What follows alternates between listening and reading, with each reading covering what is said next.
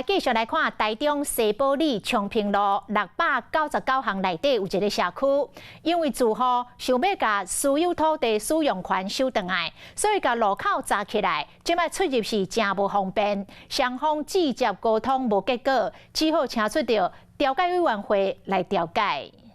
本来出入口和物件挡条咧，敢若乌多摆一过尔，和住伫遮内底住户有够无方便。这是伫西堡里昌平路3段699巷内一个社区，因为住户想要收回私有土地使用权，才会用这款的手段。地主跟社区的住户各执一词哈，的双方都有各自这个要表述的立场。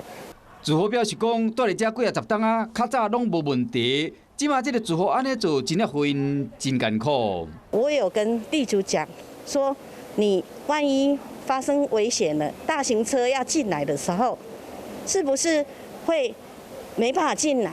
像安尼将出入口挡条咧，救护车、消防车等等较大台的车拢袂当出入，安尼会有互人烦恼。双方的诉求无共款，就希望讲会使赶紧调解，互附近的住户会当安心。 Hello， 我是林仙怡。想要掌握最及时的新闻资讯吗？赶快订阅、按赞、开启小铃铛，锁定华视新闻 YouTube 频道，也不要忘记收看《华视新闻》杂志哦。